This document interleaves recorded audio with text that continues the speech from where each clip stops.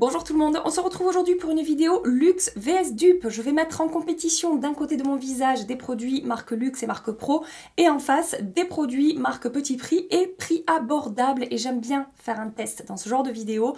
Je vous mets à l'écran là mon visage une fois que j'ai terminé le maquillage et je vous demande de deviner de quel côté j'ai appliqué les produits à petit prix et de quel côté j'ai appliqué les produits qui coûtent plus cher. Et franchement, je pense, on va voir le résultat final, mais je suis contente de mes trouvailles, en tout cas au swatch. Donc écoutez, pas de blabla supplémentaire pour cette intro. On va passer tout de suite à l'application du maquillage. Je vous préviens, j'ai une tête. Je n'ai pas beaucoup dormi. Voilà, si vous voulez tout savoir. La nuit fut courte et la soirée d'hier soir bien chargée. Pour les yeux, base pour les yeux, je veux dire, j'ai pas forcément de dupe à vous présenter. Je suis en train d'utiliser la base Hourglass qui n'est même plus vendue chez Sephora en plus. Je sais pas ce qui se passe avec cette base. Catégorie palette d'ombre à paupières.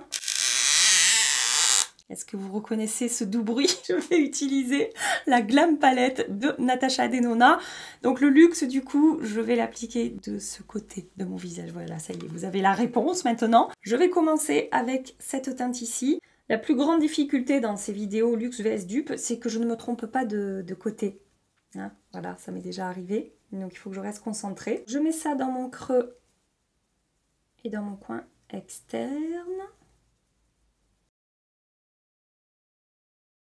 Je prends cette teinte-là. Je passe assez vite sur les étapes du maquillage des yeux parce que bon, voilà, je vous ai présenté plein de fois déjà cette Glam Palette hein, qui fait partie de mes palettes préférées de toute ma collection. Les fards se travaillent super bien, les mats, les lumineux, pigmentation, effet, tenue, texture, pour moi c'est du 100%. Ensuite, je vais prendre ce fard ici et je vais intensifier un petit peu plus mon coin externe ici en tapotant. Je vais prendre maintenant cette teinte-là. Je vais l'appliquer au doigt sur la première moitié de ma paupière mobile.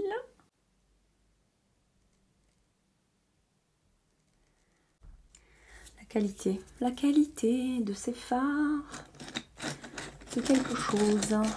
Je remonte un petit peu dans mon creux pour diffuser la lumière. Et ensuite, je prends cette teinte ici. Pinceau JH07 et je vais l'appliquer dans mon coin externe. Je vais fondre un petit peu ici la transition, remonter dans mon creux. La palette à petit prix que je vais utiliser pour maquiller mon deuxième œil, si vous me suivez un petit peu, je pense que vous savez déjà. La Neutral Palette de Beauty Bay, la version 16 Fard. Alors comme je vous ai dit à chaque fois que je vous ai parlé de cette palette en vous disant que c'était un dupe de la Glam Palette de Natasha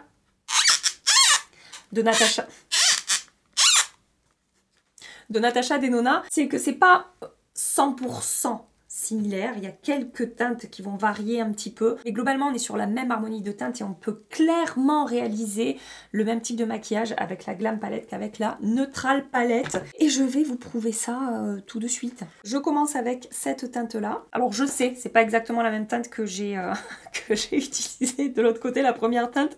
Je vous ai dit que j'étais pas réveillée, hein, parce que en commençant mon maquillage, je me suis dit Gabi, fais quand même attention, vu que c'est pas un dupe à 100% identique, fais attention aux fards que tu utilises, essaie de trouver des fards quand même voilà, similaires parce qu'ils sont pas tous non plus similaires. Évidemment, le premier fard que j'ai utilisé, il n'y est pas le gris mat dans la palette Beauty Bay, mais je sais que je vais rattraper avec les lumineux, donc c'est pas grave, vous n'y verrez que du feu.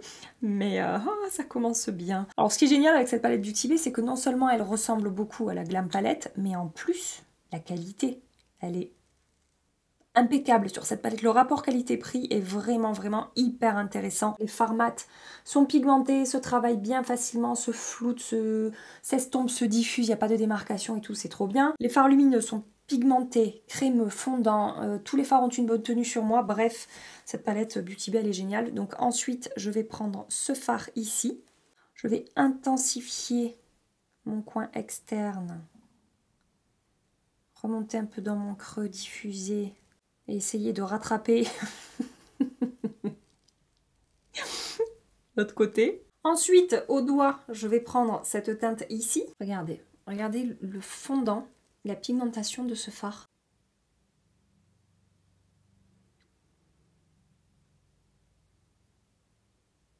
Oh là là, non mais sérieux, regardez la lumière. Et la manière dont il se dépose sur ma paupière. C'est uniforme, c'est métallisé. On a des toutes petites paillettes, particules de lumière là, c'est super joli. C'est même plus intense en lumière que le Natasha Denona qui est un peu moins métallisé et peut-être qu'il va avoir un petit peu plus encore un effet scintillant, mais franchement c'est trop beau quoi. Je remonte ça un petit peu dans mon creux aussi. Et ensuite, dans la palette Beauty Bay, je vais prendre cette teinte-là. J'ai nettoyé le pinceau avant de l'utiliser, pour pas mélanger les deux palettes. Et je vais appliquer ça dans mon coin externe. Et remonter un petit peu. Je vais m'arrêter là. Je vous montre de plus près le côté Natasha Denona et le côté Beauty Bay. C'est pas 100% identique. Ça va être, je vous dis, un petit peu plus lumineux ici pour la palette Beauty Bay. Peut-être un tout petit peu plus chaud de ce côté dans mon coin externe que de ce côté. Mais franchement, à mon avis, une fois que j'aurai liner et mascara, on ne verra plus vraiment la différence. Du coup, catégorie liner. Bon, catégorie liner, c'est vrai que je vous présente souvent les mêmes dans ce type de vidéo luxe vs dupe, mais c'est parce que je rachète tout le temps le même liner côté petit prix. Donc côté luxe, je vais utiliser le KVD Beauty Tattoo Liner. C'est un excellent liner feutre, bonne pigmentation, bonne tenue, facile à appliquer je trouve, ne bave pas sur moi. Je suis déjà en train de faire des conneries. Je le trouve hyper facile à utiliser, à appliquer. Je ne sais pas si vous avez vu avec quelle facilité j'ai fait mon trait de liner là. Mais il est génial ce liner KVD. Et si je l'ai dans ma collection, c'est parce que je l'ai reçu. Je sais plus, c'était un envoi presse. Hein. Ça fait un petit moment que je l'ai celui-là. Et je trouve qu'il tient dans le temps.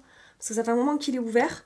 Et il marque toujours aussi bien, je n'ai aucune difficulté à l'utiliser.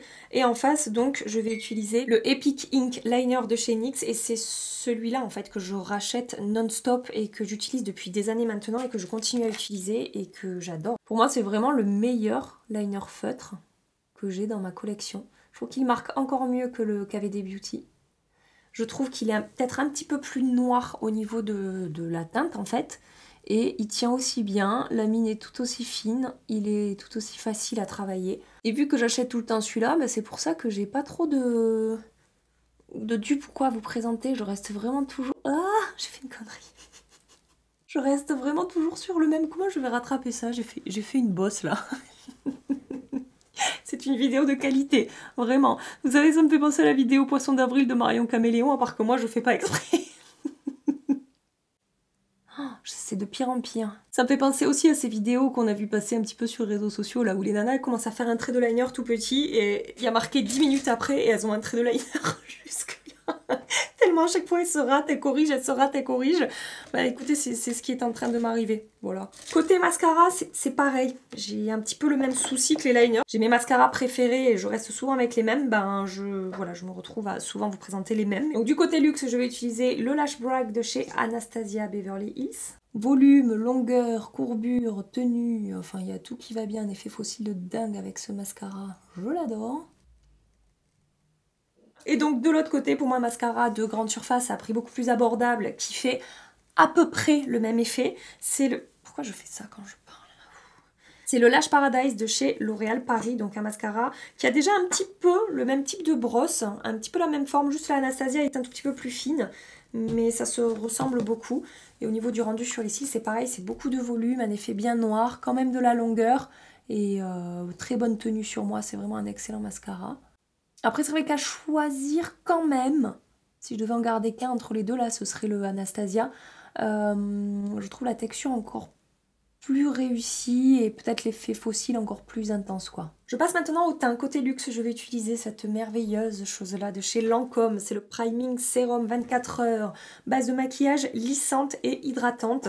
Je vous dis à chaque fois avec cette base, ce que j'adore c'est que, bon déjà elle va effectivement lisser et flouter un petit peu ma peau, mais je trouve qu'elle apporte une texture à la peau qui est parfaite pour venir accueillir le maquillage. Elle me fait un effet tout smooth, un petit peu hydraté mais pas trop, lissé, flouté sur ma peau et le maquillage s'applique à merveille par-dessus, ça contrôle un petit peu mes brillances, ça fixe le maquillage et vraiment j'adore cette base. Et de l'autre côté je vais mettre en compétition cette base là de chez ELF, c'est la Poreless Petit Primer qui a à peu près le même genre de de texture et qui a aussi à peu près les mêmes promesses. C'est-à-dire une base qui va préparer la peau à l'application du maquillage, qui va avoir tendance à lisser, à flouter un petit peu la peau. C'est une base petit prix que j'aime beaucoup, hein. Ça fait longtemps que je ne l'ai pas utilisée, mais je la garde dans mes tiroirs parce que je sais qu'elle est super cette base.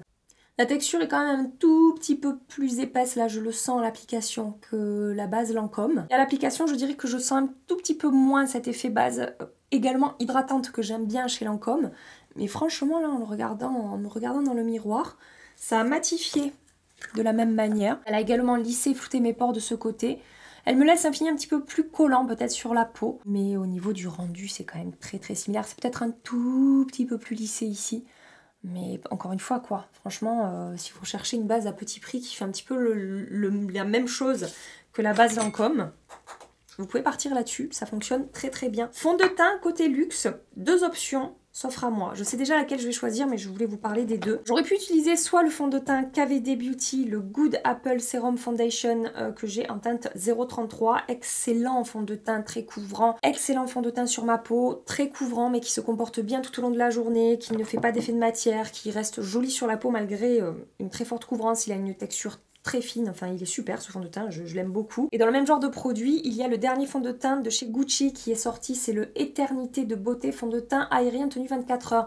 Je vous accroche une vidéo ici dans laquelle j'ai fait un crash test avec ce fond de teint et je l'ai beaucoup aimé. Le souci c'est que j'étais beaucoup trop jaune avec ce fond de teint, mais j'ai commandé une autre teinte puisque le crash test était très concluant. Pourquoi je vais utiliser le Gucci plus que le KVD Beauty? Ben justement, c'est une histoire de teinte. Le KVD Beauty est également un petit peu jaune sur ma peau, alors moins que la première teinte que j'avais commandée chez Gucci. Et pour ne pas me retrouver avec une tête de folle à la fin de ce maquillage, je vais partir sur le Gucci parce que comme ça, je peux faire des mélanges. Mais sachez que le fond de teint que je vais mettre en compétition à côté, ça peut être un très très bon dupe du KVD Beauty aussi. Franchement, ce fond de teint que j'ai découvert là. J'ai mis la main sur une pépite là avec ce fond de teint à prix tout à fait abordable.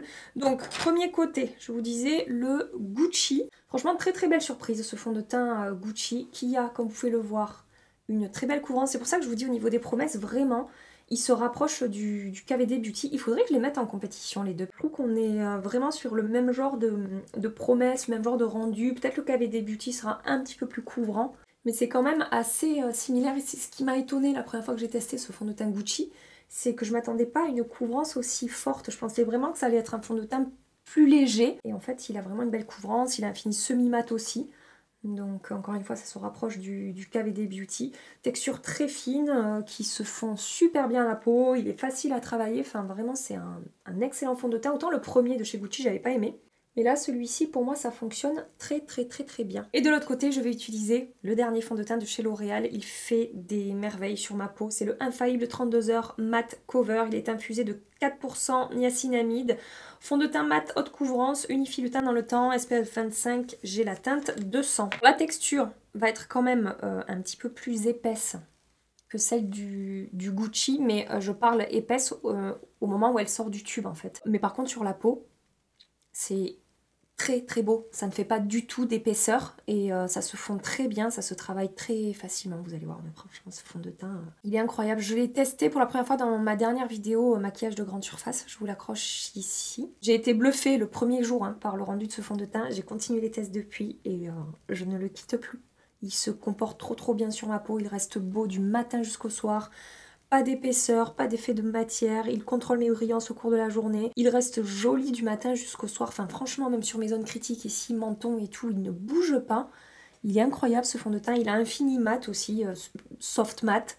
Il n'est pas du tout plombant et il a un très très joli rendu sur la peau. Et regardez au niveau de la couvrance, c'est vraiment très très similaire. Donc je vous montre fond de teint Gucci. Très très beau sur la peau, rien à dire. Zéro effet de matière, tout est nickel. L'Oréal. Je l'aime d'amour. Pour essayer de les différencier un petit peu, je dirais que le L'Oréal est un petit peu plus mat que le Gucci. Et par contre, au niveau de la texture, je dirais que le L'Oréal a un petit peu plus flouté ma peau que le Gucci, qui est très beau aussi, hein, attention.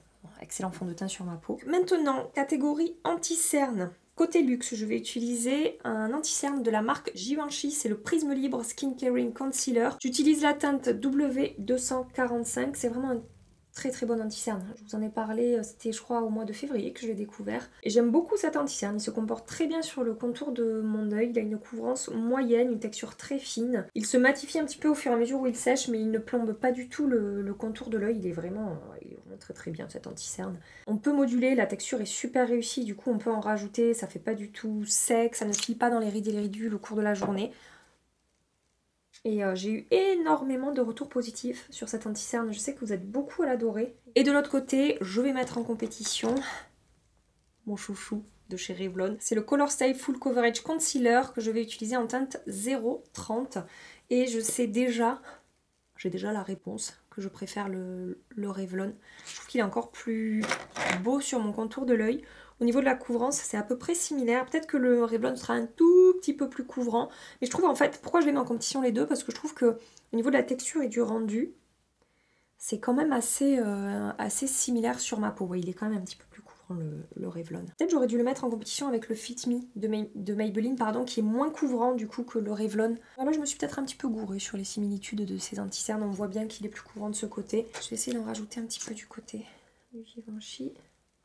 Mais vous voyez, ce module plutôt bien l'anti-cerne Givenchy parce que finalement j'ai réussi à peu près récupérer au niveau de la couvrance. Pour poudrer mon teint de ce côté, je vais utiliser la poudre de chez Tarte, la Smooth Operator Finishing Powder, qui est, comme je vous l'ai dit 1000 fois, la poudre la plus lissante de ma collection. Je vais y aller tout doucement à la houppette. Je l'ai prélevé, je l'ai chauffé un petit peu sur le dos de ma main. Et je vais venir lisser et flouter ma peau sur mes ailes du nez ici, sur mon nez.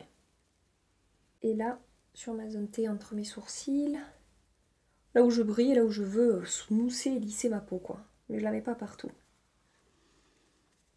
De l'autre côté, je vais utiliser la poudre de chez L'Oréal, la Infaillible Setting Loose Powder, qui est également une poudre lissante, flottante, matifiante et qui fixe le maquillage. Alors, je sais déjà qu'elle est un petit peu moins lissante que la poudre Tarte, mais franchement, encore une fois, c'est à peu de choses près. C'est une excellente alternative à la poudre Tarte. Elle est très très très belle sur la peau, cette poudre L'Oréal. Elle est d'une finesse incroyable, elle ne se voit pas du tout. Elle a tendance à smousser aussi la peau, un petit peu comme la poudre Tarte. Hein. C'est juste sur le côté vraiment lissage des pores.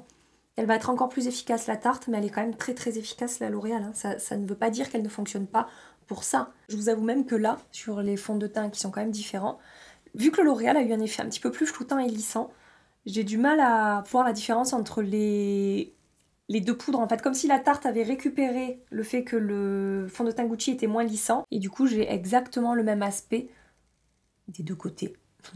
Je suis contente. Pour les contours de mon visage, de ce côté, je vais utiliser la poudre de chez Typologie. C'est la poudre matifiante Zinc PCA 1%. Elle est moins matifiante, floutante que les autres poudres que je viens d'utiliser. Elle laisse transparaître un petit peu plus d'éclat. Putain, je suis en train d'en coller partout, là. Je fais n'importe quoi. Elle laisse transparaître un petit peu plus d'éclat et de lumière. Et elle a un effet vraiment, vraiment seconde peau fondue, en fait. Et il n'y a pas du tout d'effet poudré avec cette poudre-là. Et donc de l'autre côté, je vais utiliser la poudre libre Fit Me de chez Maybelline. C'est la Loose Finishing Powder que j'ai en teinte 05. Celle-là aussi, c'est une poudre qui revient souvent dans mes vidéos luxe vs dupe. Parce que bah, c'est une excellente poudre, en fait. Et qui a un petit peu les mêmes caractéristiques du coup que la poudre Typologie, c'est-à-dire très fondante, presque un petit peu, c'est pas crémeuse, je sais pas comment dire, mais vous avez des poudres qui sont très lissantes et floutantes et des poudres qui vont être plus fondues sur la peau. J'ai toujours du mal à vous décrire la différence des textures entre les poudres, mais bref, là, franchement la Fit Me, encore une fois, ça fonctionne trop bien quoi. Alors bronzer, je vous avoue que ça a été un petit peu compliqué. On va voir ce que ça donne, je suis pas sûre de moi à 100%, on va tenter. Je vais utiliser de ce côté le bronzer contouring de chez NARS, là c'est le Valarta Matte. Je vais utiliser le pinceau 66 de Scott Barnes. Et donc ce produit NARS, je l'aime beaucoup, il est très naturel sur ma peau. C'est un produit avec lequel on va pouvoir, enfin vous avez vu la teinte quoi, c'est quand même assez neutre voire froid. Donc on peut structurer son visage, faire du contouring avec. Et en même temps, il n'est pas complètement froid. Il n'est pas... C'est pas un produit trop gris, vous voyez. Et ça réchauffe aussi un petit peu mon teint. Il a un tout petit fini satiné qui est très joli. C'est un bronzer que j'utilise depuis très longtemps maintenant. Hein. Si vous me suivez pareil, vous m'avez vu l'utiliser un bon paquet de fois. Il s'est retrouvé dans plein de vidéos favoris. Je l'aime énormément ce produit. Du côté dupe, on va tenter un produit de chez Essence. C'est le Hello Good Stuff Matte and Glow Bronzer. Donc déjà au niveau du fini, Je pense que ça sera à peu près similaire. Au niveau de la teinte, j'ai l'impression que ça se rapproche aussi, aussi pas mal. La texture est beaucoup plus poudreuse sur le produit de chez Essence. Mais ça reste un très très joli bronzer sur la peau, encore une fois avec une teinte très naturelle par rapport à ma carnation. C'est un pinceau de chez Nars que je suis en train d'utiliser. Il y a deux textures différentes dans ce bronzer, je ne sais pas si vous l'aurez vu. Celle-ci est beaucoup plus poudreuse que celle-ci. J'ai tendance à plus prendre celle du bas du coup. Au niveau de la pigmentation, je dirais que le Nars est plus pigmenté. Je l'ai construit plus vite que le produit Essence là. Au niveau du fini, vous voyez, effectivement, on aura aussi un fini un petit peu satiné. Et au niveau de la teinte, il faut que je construise encore un petit peu. Ouais, franchement, la pigmentation sur le Essence, ça va fonctionner, mais ça me prend plus de temps pour construire l'intensité que je veux et pour le faire ressortir autant que le Nars. Je suis quand même assez contente du rendu. C'est juste au niveau de la pigmentation que ça va manquer un petit peu de ce côté-là. Faut prendre le temps de le construire ou alors il aurait fallu que je prenne un pinceau plus dense en fait. Catégorie blush maintenant, côté luxe, on va partir sur du Pat McGrath. Je vais utiliser le Skin Fetish Divine Blush Duo en teinte Paradise Glow. Pinceau Build Double Cheek de chez Smashbox. Je vais y aller doucement parce que la pigmentation de ce blush, c'est intense, intense. Et regardez le dupe que j'ai trouvé. C'est pas 100% pareil, mais franchement ça se rapproche pas mal. Et en les voyant dans leur boîtier, je pensais pas, en les swatchant, que ça se rapprocherait autant. J'étais assez surprise en fait, je swatchais plein de blushs dans ma collection. J'ai trouvé que ces deux se rapprochaient quand même beaucoup, un tout petit peu plus satiné sur celui-ci. Ce blush c'est quoi? C'est celui de chez L'Oréal. C'est le blush en teinte 145 bois de rose. Regardez, je vous montre les deux à côté. C'est pas vraiment similaire, hein. Et pourtant, alors peut-être une fois travaillé sur la peau, le blush L'Oréal va ressortir beaucoup plus rose, on va voir. En tout cas au swatch, moi j'ai trouvé ça assez intéressant. Pinceau propre, Build Double Cheek. La pigmentation est plus légère sur le L'Oréal, hein. Je mets également un petit peu plus de temps à construire l'intensité. Et oui, hein, franchement je trouve que ça se ressemble quand même pas mal quoi. Vraiment, hein, j'aurais pas pensé. J'ai été, comme je vous dis, très étonnée au niveau des swatchs, de voir que ça se rapprochait autant. Catégorie enlumineur. Côté luxe, je vais utiliser le Dior Forever Couture Luminizer en teinte 01 Nude Glow. Ce produit, je vous en ai reparlé il n'y a pas très longtemps, en vous disant que c'était un de mes enlumineurs préférés hein, de toute ma collection. Je ne comprenais pas pourquoi on ne parlait pas plus de ce produit. Effet mouillé, vous voyez, crémeux, effet seconde peau. Il est canon. Et côté dupe, je vais partir sur le Wet n Wild. Je pense que je vous ai déjà fait ce combo de dupe Vex Luxe, mais highlighter, j'ai souvent du mal à trouver. Des dupes, c'est le Mega Glow Highlighter Powder en teinte Precious Petals. Et oui, c'est Wet n Wild, je vous l'ai dit déjà. Je vais y aller tout doucement. Alors, je sais quand même que le Dior va avoir une texture plus fine sur la peau, plus fondue. Mais au niveau de la teinte et du rendu, on va dire global du produit, c'est quand même assez similaire, ça se rapproche beaucoup. Il faudra juste prendre un petit peu plus le temps de travailler le Wet n Wild pour qu'il se fonde vraiment à la peau. Et il y aura quand même, voilà, on verra un tout petit peu plus la texture que le Dior. Mais ça reste un très bon enlumineur. Il est plus pigmenté, le Wet n Wild. On peut vraiment moduler, avoir un rendu métallisé. Le Dior sera plus discret, plus naturel. Je vais terminer mon maquillage au ras de cils inférieur. Je vais le passer en accéléré. Donc la Glam de ce côté, la Beauty Bay de ce côté. Comme tout à l'heure, je vais utiliser les mêmes fards en haut qu'en bas. Donc voilà, j'accélère l'étape.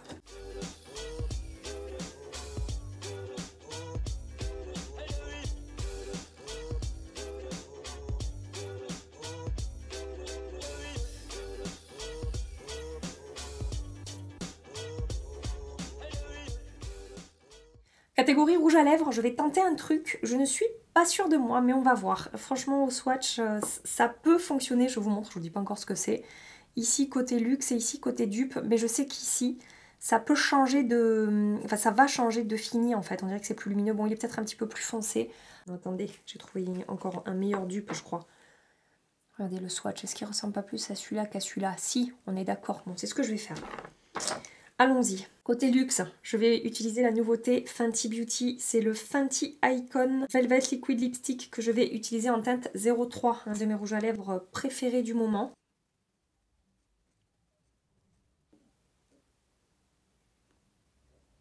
Côté dupe, ce sera ce rouge à lèvres de la marque Makeup Revolution. C'est le IRL Whipped Lip Cream que je vais utiliser en teinte caramel syrup. Je fais exprès de le dire en très très français, comme ça vous aurez de bonnes raisons de vous moquer de moi.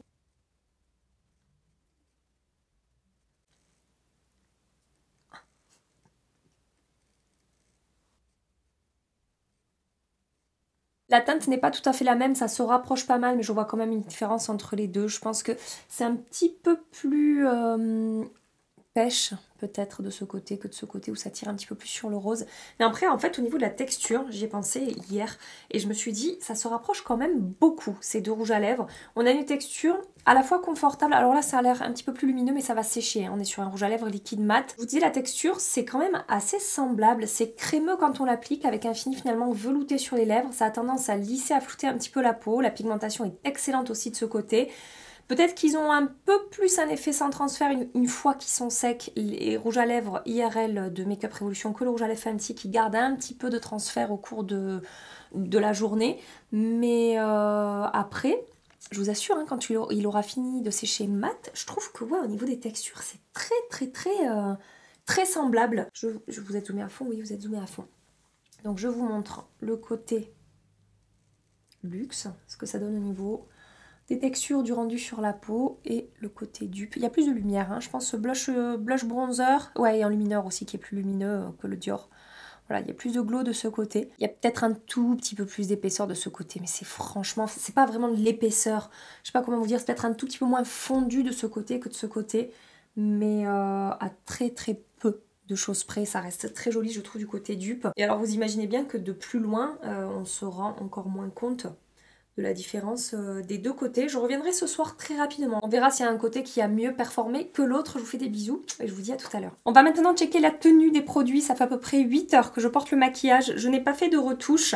La seule chose que j'ai remarqué au cours de la journée, qui est un petit peu différent d'un côté par rapport à l'autre, c'est que je suis plus mat du côté Petit Prix avec le fond de teint L'Oréal que du côté avec le fond de teint Gucci. Alors c'est très léger, je le vois en fait sur les ailes du nez ici, voilà, je brille moins là que là, et après au niveau des effets de matière, du rendu sur la peau, peut-être que c'est un tout petit peu plus visible ici, mais je sais pas comment vous dire, c'est pas marqué, ça s'est pas séparé de ma peau, ça fait pas non plus épais, mais j'ai l'impression que c'est un peu plus fondu en fin de journée de ce côté que de ce côté, mais vraiment, enfin je veux dire, si je zoome, je sais même pas si vous verrez la différence à la caméra tellement c'est léger. Et ce fond de teint L'Oréal, comme je vous ai dit, je l'ai porté plusieurs fois depuis que je l'ai testé, et même en fin de journée, il est très beau sur ma peau, donc vraiment c'est pas, il n'y a rien de grave là quand je dis ça, c'est juste que j'essaie de noter les différences que je vois vraiment, mais vu qu'il n'y en a pas beaucoup, je fais remonter des différences qui sont minimes du coup, mais des deux côtés c'est vraiment très joli, et ça a très bien évolué. Sur les yeux ça a tenu des deux côtés aussi, mascara qui n'a pas transféré, qui n'a pas coulé, et blush bronzer en lumineur des deux côtés ça a tenu également. Donc voilà, c'est très positif au niveau du résultat, et même s'il y avait 2-3 produits qui n'étaient pas exactement similaires, je suis quand même assez contente de ce que j'ai trouvé, des produits que j'ai mis en compétition aujourd'hui sur mon visage. Voilà, donc j'espère que ça vous aura plu, j'espère que ça vous aura permis de trouver des alternatives à petit prix à des produits qui sont quand même assez chers, voire très chers pour certains.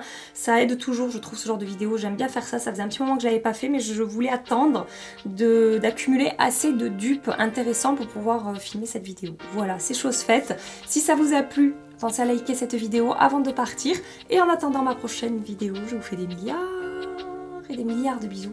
Prenez soin de vous et à très bientôt. Bye bye.